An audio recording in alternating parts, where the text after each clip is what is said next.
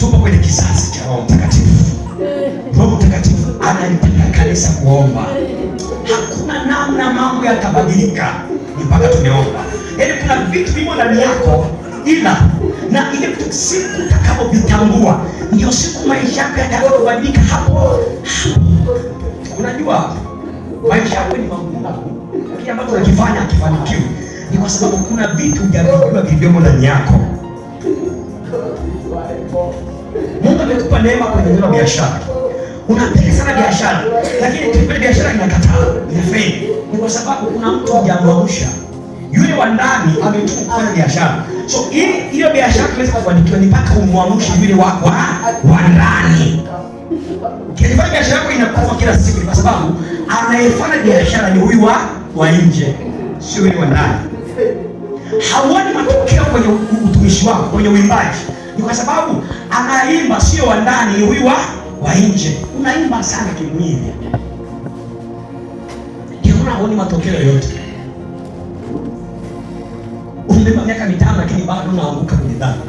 Ni hata 5 10 lakini bado kuna dhambi ya kuanguka kila siku na kupiga ueleka. Ni kwa sababu unaimba sana kwenye mwili, haimbi roho. Bwana sifiwe. Bwana sifiwe. So ndio kusaidia kwa nguvu za Roho Mtakatifu. Utaamka tu. Na usije kwenye hisi. Nataka mtakuja. Amen. Wewe baki mtu wa kawaida tu.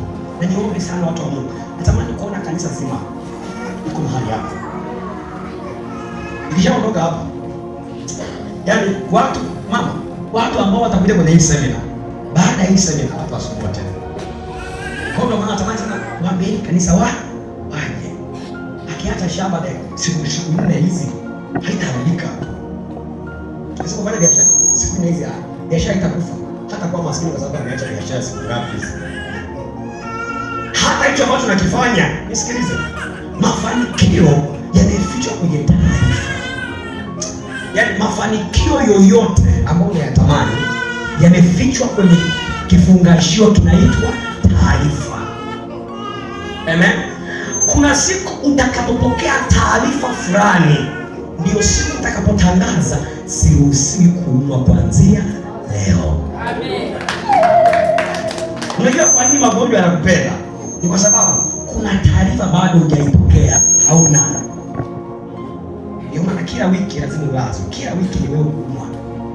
Ila kuna siku utakapopokea taarifa fulani inayotoka kwenye neno la Mungu ya kwamba siruhusiwi kuumwa, siruhusiwi kupigwa vita hivi, siruhusiwi kuonewa. Yaani hiyo siku ndio siku utakapobadilika. Maisha ni magumu kwa sababu kuna taarifa bado hujaipata inayotoka huko. Utajiri unaoutaka umefichwa kwenye hiki kitabu hiki. Siku nilipotambua siri za zilizoko huko, nilitangaza mimi sio maskini tena. Bwana sifiwe sana. Amen. Haleluya. Haleluya. Amen. Nilitangaza mimi siruhusiwi kuumwa. Siruhusiwi kuumwa. Na hivi ndivyo nilivyo. Wewe mkuta siku Farao itamelala ili anaumwa. Haipo na umwaji. Wakati mzima huko. Haleluya. Amen. Haleluya. Amina. Bwana asifiwe sana. Bwana asifiwe sana. Amina. Taarifa ukisoma kama sema hivi, natamani kanisa zima lije hapa. Kwa sababu baada ya semina I say hakuna mume atakayemsumbua na mchungaji. Yaani wachungaji watapata amani. Ila kama watajificha, shauri yao. Haleluya. Amina. Kuna tamani mtu ambaye hujamuona mpige simu, mwambie sasa njoo. Hiyo kazi niache kwanza siku hizi ngapi? 4 zilizobaki. Niache kwenye hii semina. Haleluya. Nilitamani mpaka baba aliponiambia kila mkutano wa nje. Mimi mzigo wangu mkubwa watu wa Mungu upo juu ya kanisa. Yaani hapa ndo mzigo wangu. Yaani mimi ninapenda kufundisha sasa hivi na kuhubiri nje watu waokoke wapya. Kwa sababu tukiendelea kuwajaza alafu hata waliomo ndani na wenyewe bado wamelala. Kwa hiyo watakapofika wale ambao hawajaisikia hawajui chochote kuhusu kazi ya Mungu. Ndio maana wanafika wanasali wiki mbili asharudi kule kutoka. Lakini kama wakikutana na kanisa lina moto, kanisa linajua nini maana ya kumtumikia Mungu. So mzigo wangu mkubwa upo juu ya kanisa. Hawa waliomo ndani wakichongwa, wakatengenezwa, yaani watu watakuja tu. Unajua kwa nini itakuwa wakati ungekuita muumini mpya mahali hapo, ungekuhubia mtu nje? Ni kwa sababu hata wewe bado ndani hujakaa sawa. Haleluya. Haleluya. Bwana kitu kimoja. Kazi ya kuleta watu kanisani sio kazi ya uchungaji. Ni kazi ya waumini. Msifikirie, unajua tumeshakariri kwamba watu ili waongezeke kanisani mpaka tuandae mkutano. Kanisa kama likijua nafasi yake, likatambua kwa nini nimeokoka, na Yesu alipokuwa anasema kwamba enendeni ulimwenguni wote mkaihubiri Injili, mkafanye watu wote kuwa wanafunzi wangu. Hakusema kwamba mtawaendea tu kwa kuandaa mikutano ya Injili hapa. Popote ulipo, nina imani ya kwamba hauishiki peke yako. Mtaani kwako umezungukwa na watu. Kwenye biashara yako unafanya biashara na watu. Kila unapokwenda kuna watu. Kuna hao ndio Mungu anataka kuwaleta kwa Yesu. Sasa kwa nini hauna ujasiri wa kumshuhudia mtu kwamba asiyeokoka, njoo kanisani kwetu, njoo upite na Mungu? Kwa sababu hata wewe bado ndani kuna kiwango bado hujafika, mwelala. Bwana asifiwe sana. Lakini ashukuriwe Mungu, baada ya hii semina mtahubiri tu. Yaani mtahubiri tu. Yaani utalazimishwa tu kuhubiri. Yaani kuna sehemu unafika kwenye gari, umekaa na mtu hapa, unasikia inakuja wewe unaanza kumshuhudia. Yaani utamshuhudia tu. Roho Mungu akishakujaza, utalazimishwa kuhubiri. Utake usitake. Unajua una hofu kwa sababu kuna nguvu ya Roho Mtakatifu. Kuna kiwango cha Roho Mtakatifu hujajazwa. Amen. Ukishajazwa nguvu za Roho Mtakatifu, yaani huwezi kukaa na mtu namuona yupo chaka la meleo alafu ukatulia ndani. Yaani kuna namna tutakusamani. Kwa nini huyu mtu yuko hivi? Kwa nini simwambie habari za Yesu? Utasukumwa tu kufanya hicho kitu. Pia Bwana Yesu makofi. Haleluya. Haleluya. Bwana asifiwe sana. Maeneo matano ambayo kanisa inapaswa kuwa imara sana.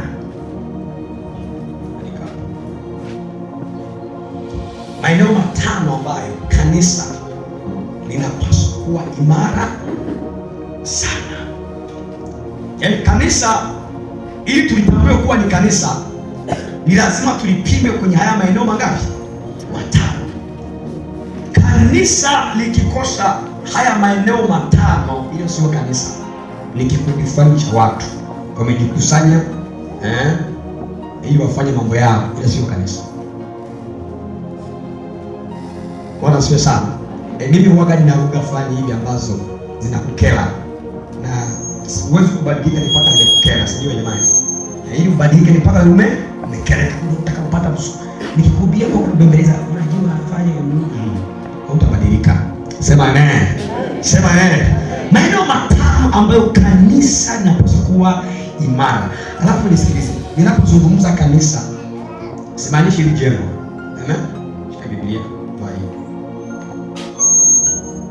Bwana sasa, ninaposema nini? Kanisa simaanishi hili jengo. Kanisa ni wewe. Amen. Kanisa ni wewe. Maana wewe ukikosa haya maeneo matano, yaani fahamu tu utaanguka. Fahamu kila siku utakwazika. Fahamu vita kwenye maisha yako havitakoma. Yaani hii haijalishi unakuja ibadani au hauji, unatoa sadaka au hautoi, unamsemaga Yesu au haumusemi. Ila ukikosa haya maeneo, ikiwa upo chini kwenye haya maeneo, my friend, fahamu kambi la kuzimu, shetani atakutembelea sana. Niangalia hapa. Siku ulipotangaza kwamba mimi kwa hiari yangu, kwa akili zangu, nimemkubali Yesu kuwa Bwana na Mwokozi wa maisha yangu, yaani ndio siku ambayo ulitolewa kwenye shimo alafu ukawekwa sehemu salama. Ndio siku ulipotangaza kwamba kuanzia leo mimi sio mtu wa kawaida tena. jitu wa hatari. Niangalia hapa. Unajua tukimchukua Fanuel wa ndani tukamweka hapa, yaani tukimchukua Fanuel wa ndani tukamweka hapa, ninyi wote mtakimbia. Amen. Amen. Yaani wewe wa ndani, wewe wa ndani, wewe ni jitu moja hatari, ni jitu hatari. Sasa kitakachoamua ya kwamba hilo jitu liliomo ndani yako liwe na nguvu, liwe na uwezo, ni vile ambavyo, jambo la kwanza, utatambua nafasi ya Yesu kwenye maisha yako. Yesu ni nani? Kwa nini umeokoka? Kwa nini umpokea Yesu? Na baada ya hapo kuna gharama ambazo unapaswa kuzilipa. Unajua kinacholitesa kanisa, tumekariri kwamba Yesu alishamaliza yote msalabani. Kwa hiyo kama alishamaliza yote msalabani, mimi ni kula bata, ni kula kila siku, ni kufukia kuanzia mwezi wa kwanza mpaka mwezi wa 12, kwa sababu Yesu alimaliza yote. Nisikilize mtu wa Mungu, Yesu hajamaliza yote. Alichomaliza ni kukomboa wewe tu kutoka kwenye dimbwi la mauti ambalo tangu siku ambayo Adamu alikula tunda tuliandikiwa kufa, tuliandikiwa kuhukumiwa, tuliandikiwa hukumu ya milele. So Yesu alikuja kutuokoa mikononi mwa shetani kwenye eneo la ile dhambi ambayo tuliifanya tangu bustani ya Edeni. Lakini kuna vitu kwenye maisha havitakuja vitokee mpaka umekubali kulipa gharama ya kumtafuta Mungu. Haleluya. Amen. Usifikiri kuna siku Mungu atakutokea unakula kuanzia Jumatatu mpaka Jumapili, alafu Mungu akutokea, mwanangu fulani, mwanangu Marieta, kuanzia leo nimekufanya kuwa mwimbaji mkubwa. Haitatokea hata siku, haitatokea. Ni mpaka Mungu amekuona upo serious kwenye maombi, upo serious. Ukisikia kuna utumishi sehemu fulani, unaenda pia, hata kupigia simu. Ukisikia ni mazoezi, sio mpaka tukupigie simu ili kwenye mazoezi. Ukisikia chochote kuhusu kazi ya Mungu, wewe ndio wa kwanza. Hapo ndipo Mungu atakapoanza kukuinua. Utakufika hatua ambayo ili uingie kwenye maombi sio mpaka mchungaji atangaze maombi ya siku 7. Una uwezo wa kuingia kwa kusema, Mungu, mimi kwenye hizi siku 7, kwenye siku 7 nitakuwa na siku 3 za kwangu za kufunga na kuomba. Nitafunga Jumatatu, nitafunga Jumatano, nitafunga Ijumaa. Hii sio mpaka waambiwe na mchungaji. Nisikilize, niangalia hapa. Kinachokupa uthamani mbele za Mungu, unajua muda ambao Mungu huwa anaupenda kwenye maisha yako, amen, sio huu muda ambao umekuja hapa kanisani na wengine. Nisikilize. Muda ambao Mungu huwa anaupenda kwenye maisha yako ni ule muda ambao wewe mwenyewe, bila kupigiwa kengele, bila kuambiwa na mchungaji wako, bila kuambiwa, ule muda ambao Mungu, mimi ikifika labda saa 8 ya usiku nitaweka taarabu, lazima niamke kuomba angalau hata nusu saa au risali moja. Yale maombi yana nguvu kubwa kuliko ambavyo tungekuja hapa tukaomba masaa 5 tukiwa pamoja. Bwana asifiwe sana. Bwana asifiwe sana. Haleluya. Unajua kwa nini huendelei huko pale pale? Kwa sababu wewe siku yako ya kukutana na Mungu ni Jumapili. Yaani wewe ndio muda wako na Mungu. Juma ngapi? Jumapili. Kwa kuanzia Jumatatu mpaka Jumamosi ni muda wako wewe na mambo yako.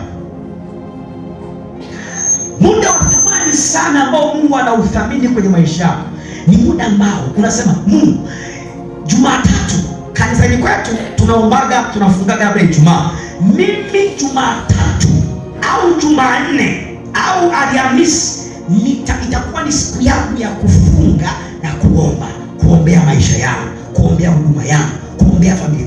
Yale maombi yana nguvu ya ajabu sana kuliko ambavyo tungeandaa mfungo wa siku 7 hapa mchungaji ametangaza, tukasema kuanzia Jumatatu mpaka. Yale maombi ni kweli yana nguvu, lakini ni nguvu ndogo sana.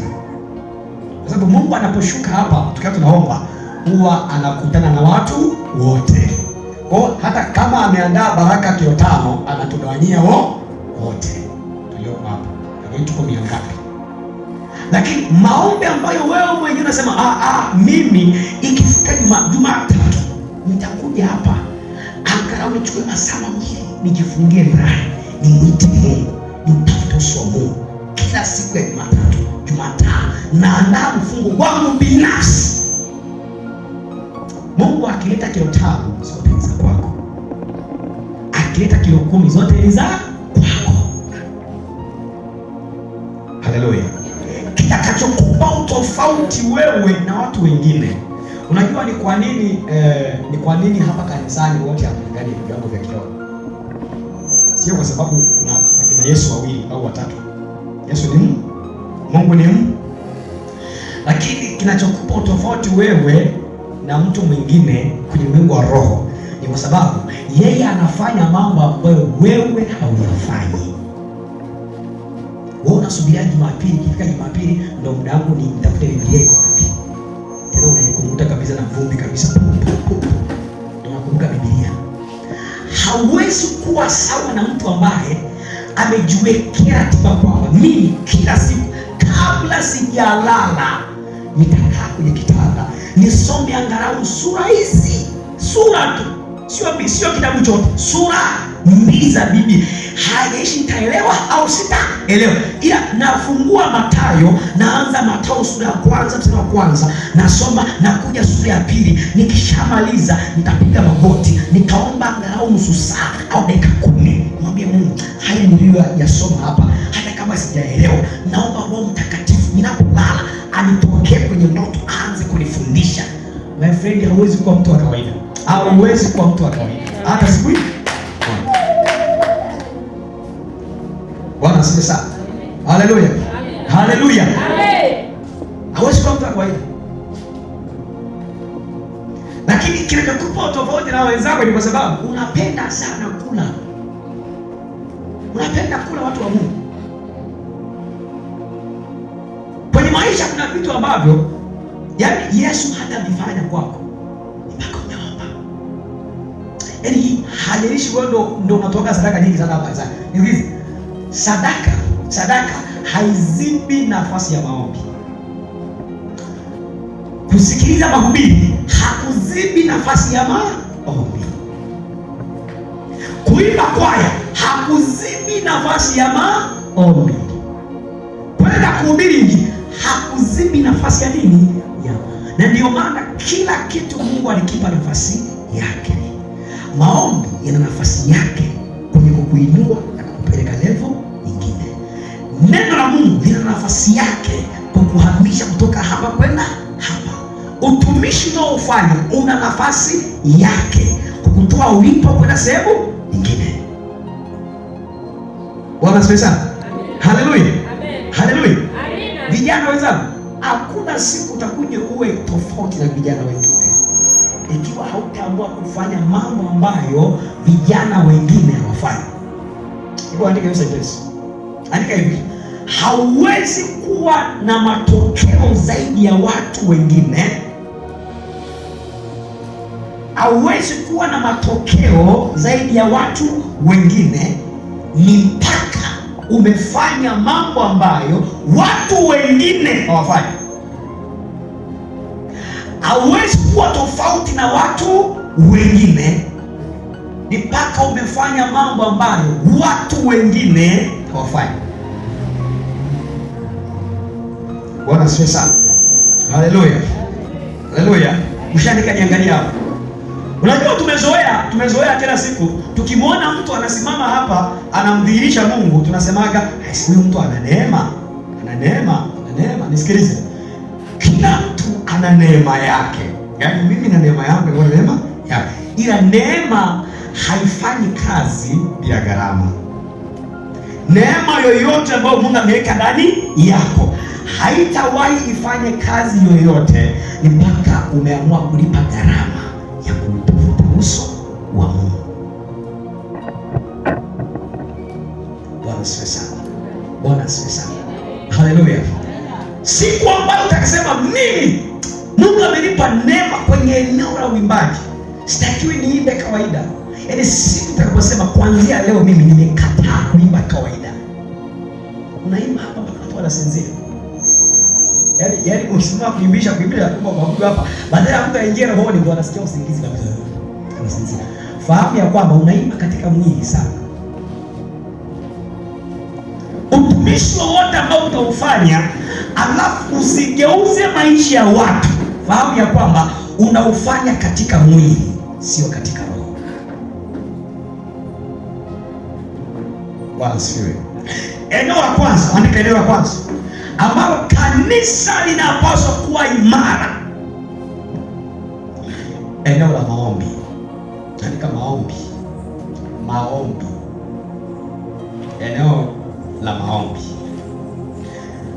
Yeremia 29:11 hadi 14. Yeremia 29:11 hadi 14. Lakini pia andika Luka 18:1. Luka 18:1. Sogea karibu. Anza Luka hiyo. Anasemaje? Anasemaje? Akamwambia mfano ya kwamba, Nisikilize. Ukishaandika niangalie hapa mbele. Akasema akawaambia mfano ya kwamba imewapasa kumwomba Mungu siku, sio Ijumaa, sio Jumapili, sio siku fulani. Imewapasa kumwomba Mungu siku zote, wala msikate tamaa. Utaanza kuona mabadiliko kwenye chochote ambacho tunakifanya siku utakapotambua kwamba maisha ya maombi sio ya siku fulani. Maisha ya maombi sio ya Jumapili. Maisha ya maombi sio ya juma ngapi. Maisha ya maombi ni ya siku zote. Unajua kwa nini unaondoa kiasi? Kwa sababu unatambua kuwa mimi kuomba si juma ngapi tu fulani, siku fulani ndio sikaga kuomba, nasikia kuomba. Ifike hatua uondoe kwenye ufahamu wako ya kwamba siku ya kuomba ni Ijumaa. Na hiki ndicho kinafanya kanisa liwe dhaifu, kwa sababu linamkumbukaga Mungu siku ile ambao wameweka kama ndio siku ya maombi. Na hata hivyo tukija hapa kanisani hapa, tukija siku ya Ijumaa hapa, tunasema mpaka Ijumaa. Tunakutaka watu wangapi? Wachache. Watu wangapi? Wanakuja maombi. Kanisa, hakuna namna mtaona mabadiliko yakitokea hapa. Yaani hata huu ujenzi mtatumia mnaweza kujenga miaka kama msipoomba. Hakuna maombi. Nisikilize. Si tunafahamu zile mashine za zamani zile, hata na hizi ambazo unaita tunatumia umeme. Zile mashine za kusaga unazikumbuka, ambazo kule kile kichuma na unazungusha.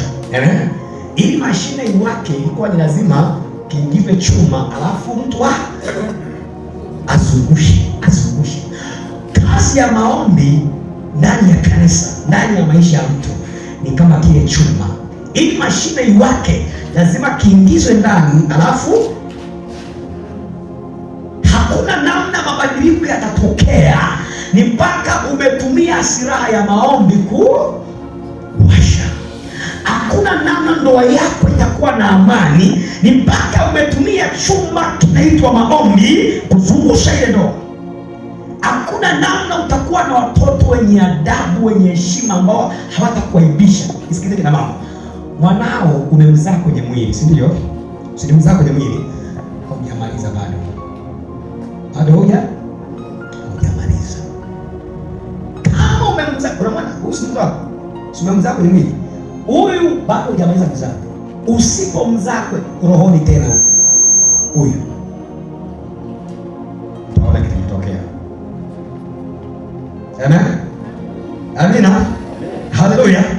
Huyu usipomrudisha tena kwenye tumbo la kiroho na kuamua kumzaa kwa maombi, utaona matokeo yake. Bwana asifiwe sana. Sisi nimekuwa mimi namuona mama, yaani moja ya watu ambao sitakuja kuwasahau kwenye maisha ya mama. Mama yetu alikuwa anatuamsha, alishaondoka, Mungu ashamchukua. Ilikuwa ni kila siku, yaani tunaamshwa kwa fimbo. Saa 8 ya usiku anakuja chumbani, akikukuta umelala anachukua, yaani kama fimbo iko mbali, anakuja na jagi la maji. Utaomba tu, Unajua ninyi mmekariri kwamba Jumapili ni ibada ya watu wazima. Kwenda kanisani kwa watu wazima. Haya, endelea kufanya hivyo uone. Miaka michache ijayo utaona matokeo yake. Hakuna urithi utakaompa mtoto wako zaidi ya kumpa Yesu. Yaani hata kama usikukapa ukaacha utajiri mwingi, ukamwachia majumba, ukamwachia nini, ukamwachia mali za kila aina, kama hujamwachia Yesu kwenye maisha yake, hujampa chochote. Yaani hujampa chochote. Na sio tu kumwambia Yesu yuko hivi, kama hujamfundisha kuomba, hujamsaidia. Na hauwezi kumfundisha kuomba kwa sababu hata yeye mwenyewe hakuoni ukiomba. Ukienda saa 2 mpaka saa 2 asubuhi, unakumbuka kwamba kumbe umeshakucha. Nisikilize. Ni ngumu sana, yaani ni ngumu sana Mungu kukupa level yoyote ambayo unaitamani. Unajua kuna mtu kama mahali hapa, unatamani siku moja ni mwimbaji mkubwa hapa Tanzania. Halafu unalala saa 2 na unaamka saa 2 asubuhi. Unalala saa 4 na unaamka saa 4 asubuhi. Unakula kuanzia Jumatatu mpaka Jumapili. Yaani ni wewe na ugali, wewe na ugali. Alafu msije siku moja nitakuwa mhubiri mkubwa. Nitakuwa mhubiri nikisema nguvu za Mungu zinashuka. Yaani hizo ni ndoto za mchana. Mungu hayuko hivyo. Mungu mwenyewe ilimgharimu gharama ya kuyatoa maisha yake. Yaani Mungu mwenyewe alipa gharama ili akuokoe wewe. Alafu wewe unataka vitu vya Mungu akupe hivi. Haleluya. Haleluya. Unapotuona hapa mimi naweza nikaomba masaa 3. Masaa mangapi? 3. Alafu nisione kama nimeomba. Masaa mangapi? Yaani hapo hakuna vya kusema amen, nipumzike kidogo. Saa kwanza, yaani unaona huu moto uko kwa hapa. Masaa mangapi? Na tutaomba. Tutaomba. Bwana asifiwe sana. Sio kwamba hii hali imeokea tu puu. Kuna mahali nilikuwa naombaga dakika 5 naziona kama nimeomba mwaka mzima, lakini nikakaza, sikuacha, nikaingia nusu saa. Inafika nusu saa, yaani nakuwa naangalia, yaani mpaka inafika na hema, yaani hatari. Natamani yaani niukishe madakika yaishe haraka. Yaani nimejiambia sitoki kwenye chumba hiki ni mpaka nusu saa iishe. Hakuna siku utakuwa bombaji ni mpaka umeamua kujiadhibu. Unajua roho ya maombi itakuja ndani yako. Yaani kuna siku ambayo itafika hatua ukishakuwa, yaani Mungu akishakuzawadia roho ya maombi ndani yako. Yaani kuna siku ambayo unaweza kuanzia asubuhi mpaka saa 12 au usijue masaa yanaendaje. Bwana asifiwe sana. Wewe si dakika 5 unaona kama ni mwaka mzima. Yaani kama nimeomba leo. Ukiamka usiku kuomba dakika 5. Usiku nimeomba hayo nimeomba. Dakika 5. Dakika hata nimeomba ya kumshukuru Mungu. Yaani kama tu Mungu asante. Yaani no. Kwa no. Ukishakuwa muombaji, yaani roho ya maombi kishakaa ndani yako, nusu saa ni maombi ya kumshukuru Mungu. Bado hujaanza prayer point. Lakini haya mambo ili yatokee, kuna siku utaanza dakika 10. Ukasema Mungu, sitoki hapa mpaka dakika 10 ziishe. Unaingia kesho yako, unasema Mungu, leo naongea dakika 10 zingine, sitoki hapa mpaka dakika 20 ziishe. Yaani hiyo haitaishi, maana hiyo hataisha. Wewe rudia rudia hivyo hivyo. Ukiona uweze mambo Yesu mpaka nusu aishe. Nakwambia, sasa nitaomba vitu gani? Utaomba vitu gani? Hujaamua kuomba, ndio maana huna cha kuomba. Na siku utakaposema mimi ninaanza kuomba sasa. Nisikilize. Kuna vita ambazo zinatumwa kwenye maisha yetu. Lakini hizo vita hata mimi ukiniambia mfano umekutana na vita lini? Lakini sio kwa baadhi. Yaani mmoja watu ambao wanawinduaga sana ni mimi hapa. Lakini kwa nini hizo vita hazifiki kwako? Kwa sababu mimi simwendei Mungu wakati wa matatizo. Yaani siombaji kwa sababu nina shida. Kitu kufanya wewe maisha yako bado vita havikomi. Unamkumbuka Mungu ukisikia mume wangu ameanza kurudi saa 4. ndio unaanza kuwa serious na kutafuta nani. Ukishaanza kuona mume wako anakuja saa 7 ya usiku, ndio unaanza kutafuta sasa maombi sasa. Unakumbuka kutumia silaha kwenye uwanja wa vita, utapigwa.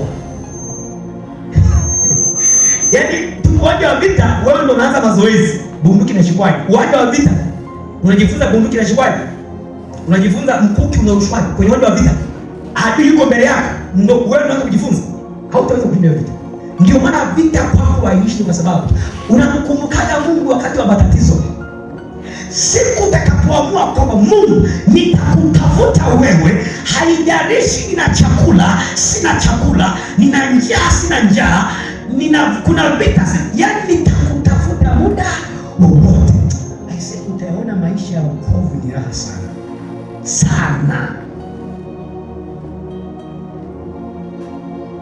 Bwana asifiwe sana. Yaani inatakiwa ifike hatua ambayo unamtafuta Mungu kiasi kwamba shetani akija kwako akitafuta ni eneo gani aanzie haipati. Akija kwenye ndoa anakuta kuna moto, akija kwenye watoto anakuta kuna moto, akija siku ya biashara anakuta kuna moto, kila anapokanyaga. Ila kama una maombi ya kumkumbuka Mungu, ukiona biashara haziendi, ndio unaanza kufunga na kuomba. My friend, una hatari sana. Na hiki ndicho kimelifanya kanisa kuwa dhaifu. Tukisikiaga hapa kanisani ndo vijana wameanza kuamka kwenye zinaa, ndio tunatangaza mfungo wa kuomba. Unasikia mchungaji, tunaingia mfungo wa siku 7 ili tuombee vijana, kwa sababu tumeanza kuona vijana wameanza kuamka kwenye dhambi. Kwani kabla hawajaanza kuamka mlikuwa wapi?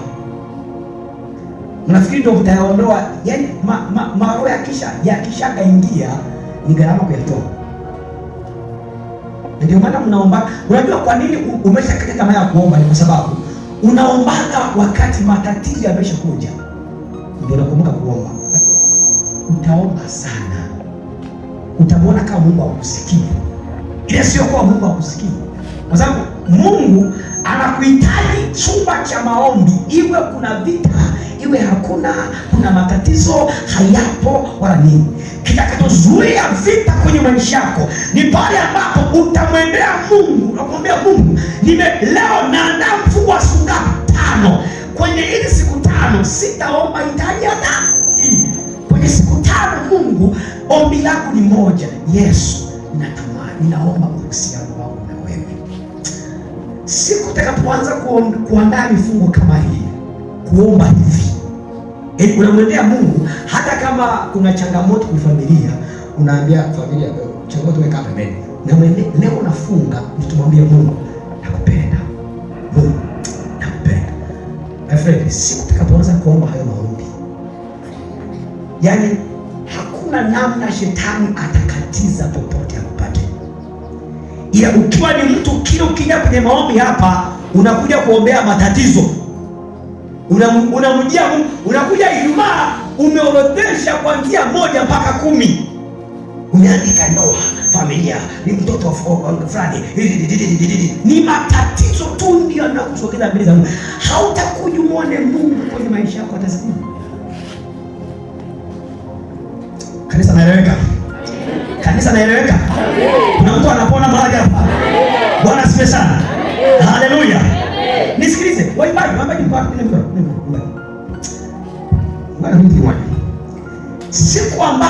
siku ambayo utaamua kusema ninaanza kumtafuta Mungu serious, naanza kurudisha uhusiano wangu na Mungu, kila mahali nilipo nitunze utakatifu. Kuna siku ambayo nyimbo mmesha rekodi na huenda alirekodi mtu mwingine, ila siku hiyo watakupanga wewe uimbe, sio sauti yako iliyo rekodi, ni sauti ya mtu mwingine, ila watakwambia hiyo wimbo utausoro wewe hapa mbele. Utashangaa unaimba ule wimbo, alafu kanisa linaupokea kama halijawahi kusikia, kwa sababu kinachoamua nguvu za Mungu zihudumie watu sio ile sauti iliyorekodiwa, ni yule aliyesimama kusoma ule wimbo. Haleluya. Haleluya. Kuna mahali tumewahi kwenda kuimba, mimi ni mwimbaji pia. Nyimbo zimerekodiwa na watu wengine tena hata siwafahamu. Ila mimi nikasimama kuimba ule wimbo.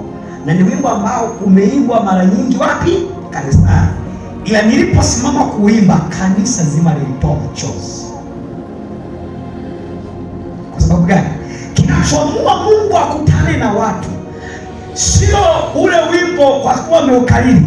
Yule atakayesimama, nisikilize, watu unajua kufanyika unaposimama kuimba ule wimbo, yale maneno unapokuwa unatoa, kuna nguvu iliyomo ndani yako ya Mungu itaenda na ile sauti. Utashangaa mtu akisikia tu, yaani kama kuna kitu tumepiga kwenye moyo wake, alafu kikakutana moyo una matakataka, una machozi, una nini, ile sauti inapopenya na ile nguvu inafikia kwenye ule moyo, inausafisha. Unashangaa mtu anatoa machozi, analia. Haleluya, haleluya. Bwana asifiwe sana, Bwana asifiwe sana. Nikimleta mtu mmoja nikamwambia njoo kuongoza maombi hapa, kuna mtu atakuja kuongoza maombi hapa na watu watasinzia. Amen, amen. Walije kujasinzia pepo kwa kuomba. Wewe unasikia usingizi? Walije kujasinzia. Haleluya, haleluya. Kinachoamua Mungu kukutana na watu sio tu ile sauti inayotoka. Je, hiyo sauti imeambatana na nini? Sinye mmeshazoea wimbo unastahili kuabudu. Simeshazoea. Simeuimba sana. Lakini kuna mtu anaweza kaimba wimbo biti ile ile, akaimba wimbo ule ule, ukashangaa mapepo hapa yanalipuka. Wimbo ule biti ile, tofauti yake nini kilichomo ndani ya mtu? Bwana asifiwe sana. Eneo la kwanza ni eneo la maombi. Siku utakapoacha maombi ndio siku umejinywesha sumu, yaani ndio siku unakufa. Kanisa hatuoni matokeo ndani ya kanisa. Mtu anakuja ibadani anarudi na mapepo. Kuna kiulizo, kwa nini? Ibada ni mahali pa mwanadamu na Mungu kukutana. Amen. Ila kuna vitu vinamvuta Mungu kuingia ndani ya ibada. Unaweza mkaanza saa 4 mpaka saa 7, Mungu hajatokea hata mara hiyo. Unaweza mkaanza ibada mpaka mnamaliza, Mungu hayupo. Mungu ili ashuke ndani ya ibada anahitaji kuiona mioyo ya moyo ipo tayari. Unajua kwa nini ibada, unakuja ibadani na kubadiliki? Maisha yako yabadiliki kwa sababu unakuja ibadani kwa kuwa umeshazoea Jumapili ni siku ya kwenda kanisani. Kwa unakuja ili mchungaji akuone kuwa umekuja wapi? Kanisani. Sasa nisipokuja leo nitapigiwa simu na kiongozi wa vijana. Nipigia simu. Kwa hiyo unakuja kwa sababu ni Jumapili, ila hauji kukutana na Mungu. Ndio maana Mungu. Hiyo ni la kwanza. Siku ambapo utakapoona kwamba maombi ni sawa ni sadaka. Hebu nisome kitabu cha Waebrania. Uone Yesu alivyoona maombi. Yesu hakuona Waebrania sura 5 mstari wa 7. Yesu Waebrania 5:17. 5:7. Yesu hakuyaona maombi kama mateso. Unajua kwa nini huwezi hata kuomba? Kwa sababu unaona kuwa kuomba ni mateso. Ili kuomba ni kujitesa, ni kujisumbua. Ndio maana hata kwenye issue ya maombi hauoni umuhimu wa kuomba. Kwa sababu unaona kama mimi niache kula kweli kuanzia saa 1 mpaka saa 12. Si nitakufa, na utakufa kweli. Ukisema nitakufa, unakufa. Unaweza usife kimwili lakini ukafa kiroho. Bwana asifiwe sana. Hebu soma. Angalia Yesu ambavyo aliyaona maombi yake kwake. Maombi yalikuwa hivi. Angalia.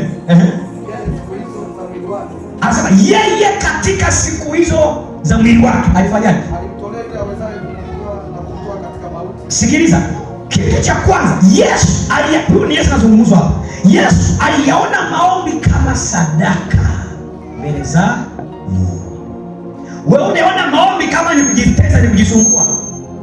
Ukisikia wametangaza mfungo hiyo wiki ya uji, unaisha uji kabisa kanisani. Tena ukisikia mtu anasema hii wiki itakuwa ni wiki ya kufunga na kuomba, yaani kuna watu watatoka hapo midomo imenuna, yaani amenuna. Kwa nini natangaza kufunga? Tunafunga twaje kuna kweli? Kwa nini? Ni kwa sababu unaona maombi kama mateso. Ila siku utakapoyaona maombi kama Yesu alivyoyaona. Rudia tena. Anasema yeye katika siku za mwili alipokuwa duniani alifanyaje? Alimtolea maombi. Alifanyaje? Alimtolea yeye awezaye kumwokoa. Nini cha kwanza? Maombi na dua. Sadaka kwa Yesu haikuwa hela. Yesu alipokuwa akienda mlimani, yeye ile ndiyo ilikuwa sadaka yake. Siku utakapoanza kuyaona maombi kama sadaka mbele za Mungu, ndio siku utakapoanza kuona mabadiliko makubwa kwenye maisha yako. Haleluya. Haleluya. Unajua kuna mtu kwenye wokovu miaka 5, hata ukisikia popo usiku unapiga simu kwa mchungaji. Mimi nimesikia popo na kwenye bati hapa. Niombee. Ukisema kidogo utapiga kwa mzee wa kanisa, niombee mtumishi. Naona kama vile kuna vitu asivielewi hapa. Ukisikia kichomi kidogo utapiga simu kwa mchungaji. Mchungaji nipo hoi. Niombee. Wokovu miaka 5 umeokoka. Sio hata mwaka mmoja mzima umeokoka. Bado ukisikia kichomi unapiga simu kwa mchungaji. Una matatizo wewe. Amesema yeye katika siku zake alimtolea yeye awezaye kumwokoa katika maangamizo. Jambo la kwanza alimtolea maombi. Jambo la pili soma dua. Maombi kule kuomba. Cha tatu pamoja na kulia sana. Na kulia sana. Wewe sio unaogopa kulia kanisani. Sasa kulia ni sadaka mbele za Mungu. Sadaka sio hela. Yesu hizo sadaka zake mbele za Mungu alikuwa anatoa. Alikuwa anatoa hela. Alikuwa anamtolea Mungu maombi. Utaanza kuona mambo yakibadilika kwa spidi kubwa kwenye maisha yako siku utakapoyaona maombi kama sadaka mbele za Mungu. Lakini kama umezoea kuona maombi kama mateso, utaenyeka sana. Utaenyeka sana. Utaiona kazi ya Mungu kama ni ngumu, ni nzito. Unaiona utumishi kwamba ni mgumu kwa sababu unaufanya wewe. Yaani wewe ndio unaimba, ni wewe unaimba. Ni wewe unahubiri, ni wewe unaongoza. Wewe ndio mzee wa kanisa, sio Yesu. Hujaruhusu Roho Mtakatifu awe mzee wa kanisa akusaidie hiyo kazi. Wewe ndio unafanya mzee wa kanisa. Unaona kama kuongoza kundi fulani la vijana ni kazi ngumu kwa sababu unaongoza wewe, sio Roho Mtakatifu. Kwa sababu Roho Mtakatifu kiruhusu akusaidie kuongoza kundi fulani, aisee, watakusikiliza wapende wasipende. Ila kama uhusiano wako na huyo Roho Mtakatifu uko mbali, hakuna namna mambo yatatokea. Nikumaliza sana. Niambie mnasikiliza. Ode kaka. Bwana sasa. Haleluya kanisa. Amina. Haleluya kanisa. Amen. Nitamani ishie kwenye hii moja. Hakuna namna mambo yatatokea mpaka unaomba. Yaani haina mbadala. Maombi hayana mbadala wa kitu chochote. Haleluya. Kanisa likiacha kuomba limetangaza mauti, limetangaza kifo cha kanisa. Bwana sasa. Haleluya kanisa. Amen. Yaani kama maombi mnaombaga mwanzo wa mwaka na mwisho wa mwaka, mtafika umechoka sana. Yaani kama mfungo wa kanisa ni mwezi wa kwanza, ile wiki ya kwanza, na ile wiki ya mwisho mwezi wa 12 ndio mnakumbuka kutangaza mfungo wa maombi ya siku 3 hata hivi. Siku 3 za kuombea mwanzo wa mwaka. Siku 3 au siku 7. Mtazidi kuona mambo yakivurugika. Hiki mtakipata kitakataa, na hivi vitakataa. Watu hawatakuwa kiroho, watabaki pale pale. Mtu ameokoka leo akiona akiona hata nini panya anaruka anapiga kelele. Sikia panya usiku anafunga vyombo. Anasema wachawi wamekuja. Nishapiga simu kwa mchungaji, ninawaangiwa leo. Alafu nipanya tu amepita. Kila siku ukiona vita kwenye maisha ndio unasema yani hapa nimekufa, nimeisha. Kwa sababu jambo la kwanza ukiona changamoto unaanza kujionea huruma. Hautaona nafasi ya maombi. Kitakachokupa utofauti wa wewe na muumini mwenzako ni bidii yako ya kumtafuta Mungu, ni juhudi zako za kumtafuta Mungu. Hicho ndicho kinachotutofautisha mtumishi huyu na mtumishi mwingine. Sio kama tunawatumikia kina Mungu wawili au watatu. Kwa nini unaamini kuwa mchungaji wako akikuwekea mkono utapona? Kwa nini wewe unaamini ukijiombea upone? Kwa sababu kuna mambo anayafanya wewe uyafanye. Kuna gharama anazipa wewe uzilipe. Kwa nini pepo likitokea hapa kanisani wakakuita uje uombe, kwa nini unaogopa? Lakini unaamini kuwa mchungaji akimwekea mkono atapona. Kwa nini? Kwa sababu kuna gharama mchungaji anazilipa, kuna namna anamtafuta Mungu sirini, lakini wewe ufanye hivyo. Amen. Amen. Wanaomdhihirisha Mungu hadharani ni wale wanaomtafuta Mungu sirini. Waimbaji wenye matokeo ya hadharani ni wale ambao wana muda wa kumtafuta Mungu sirini, sio wana muda wa mazoezi. Ninyi mna siku nyingi za mazoezi ndani ya wiki, lakini hamna siku ya maombi. Ukija hapa kuimba hapa kufanya maujani, bwana wasikia sisi vijana mmeimba kweli, si mpaka saa ngapi huko? Sasa nikawaza, mbona sisikiwa maombi yakiwashwa? Mnaandaa masaa matatu pray nini kwaya, alafu mmeomba dakika 5 za kufungua kipindi, sio dakika 5, dakika 2. Baba, katika jina la Yesu tunaanza maandalizi, tusaidie sasa tuingie katika roho kweli. Hakuna roho kweli. Roho akoja ndani dakika 2 aje kufanya nini? Na ndio maana hata mmeimba sana lakini hakuna mabadiliko. Hakuna watu wanaosema tumebarikiwa. Okay. Kwaya gani ambayo kuna mtu aliwahi kuja kutoa shuhuda hapa akasema kwaya fulani ilipoimba wimbo fulani mimi ndio siku maisha yangu yalibadilika? Hiyo kwaya hiyo kama hiyo. Kwaya gani hiyo? Imeimba. Mtu akasema niliposikia kwaya imeimba nilisikia kuja kuokoka kabisa, nilisikia kuacha pombe, kuacha ukaba, kuacha dhambi. Niliposikia kwaya ikiimba. Kwaya gani?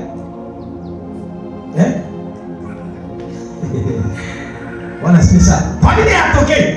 Hivi mnafikiri ninyi unajua tatizo ni kwamba waimbaji ninyi mnaishi kuwa ninyi ni waselebeshaji. Ndio kitu gani? Ni waselebeshaji. Yaani ninyi mpo ili kuselebusha watu. Yaani kuselebesha zisielewe. Haleluya.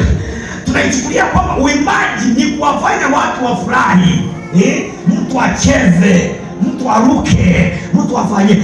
Hamuoni nafasi ya uimbaji kama injili.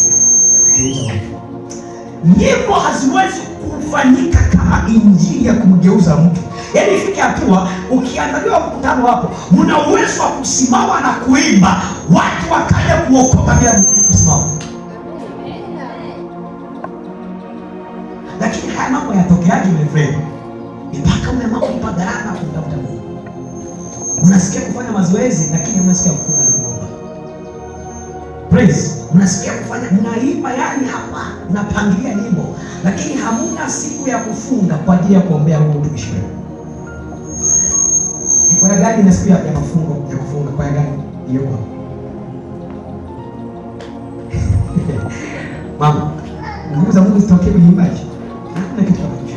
Hakuna kitu kama hicho. Hakiwezi tokea. Simama ni. Simama ni.